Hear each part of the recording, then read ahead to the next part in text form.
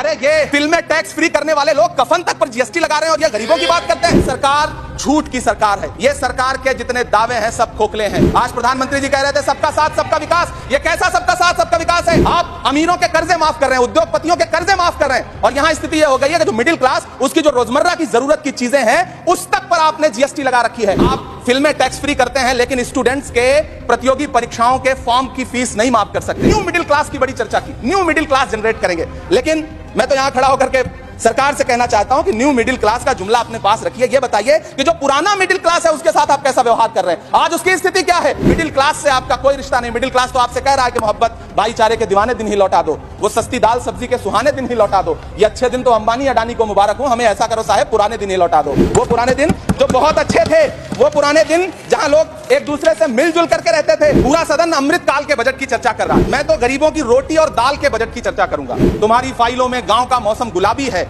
मगर ये आंकड़े झूठे हैं, ये दावा किताबी है। मैं इस बजट को अमीरों के लिए पेश किया गया बजट कहूंगा। इसमें गरीबों के लिए कुछ है ही नहीं। नौकरी मांगने वाले नौजवानों पर लाठियां बरसाने वालों, आपने इस बजट में युवाओं को क्या दिया? आपने पुरानी पेंशन बहाली की मांग करने वालों को क्या दिया? सालों से अपने लिए छत तलाश रहे लोगों को आपने इस बजट में क्या दिया?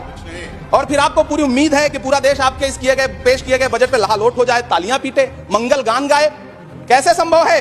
लोगों के सरों पर छत देने वाले प्रधानमंत्री जी के जुमलों से अलग उन्हें यह क्यों नहीं दिखता कि राज्यों में बैठे हुए उनके नुमाइंदे लोगों के सरों की छतें उजाड़ रहे हैं? उत्तर प्रदेश हो, असम हो, जम्मू कश्मीर हो, मध्य प्रदेश हो, भाजपा शासित राज्यों के बुलडोजर न सिर्फ लोगों के घरों को उजाड़ रहे हैं बल्कि कुचल रहे हैं लोकतंत्र को, संविधान को, अदालतों के मेयार को। वो एक बार इनके एक नेता एक गांव में गए और उन्होंने गांव में कहा कि गांव वालों आओ, मैं तुम्हारी समस्याएं समाप्त करना चाहता हूं। गांव वाले इकट्ठा हो गए। नेताजी ने गांव वालों से कहा बताओ तुम्हारी दो समस्याएं बताओ, मैं दोनों समस्याओं का यहीं पे समाधान करूंगा। तो गांव वालों ने कहा साहब हमारी पहली समस्या है कि हमारे यहाँ कोई हॉस्पिटल नहीं है। तो नेताजी ने मोबाइल निकाला, कहीं फोन मिलाया और मिला के फोन पे पता नहीं क्या कुछ कहा कि यहाँ गांव में हॉस्पिटल नहीं है, हॉस्पिटल तुरंत यहाँ हॉस्पिटल चाहिए। गांव वाले खुश हो गए कि 1 मिनट में यहाँ हॉस्पिटल आ रहा है। अगली समस्या के बारे में उन्होंने नेताजी ने गांव वालों से कहा कि मैंने आपकी पहली समस्या समाप्त कर दी, दूसरी समस्या बताओ। तो गांव वालों ने कहा साहब इस गांव में कोई भी मोबाइल का नेटवर्क ही नहीं है। ये है इनके काम करने का तरीका, ये है झूठ बोलने का तरीका। झील में पानी बरसता है हमारे देश में, झील में पानी बरसता है हमारे देश में, खेत पानी को तरसता है हमारे देश में, जिंदगी का हाल खस्ता है हमारे देश में,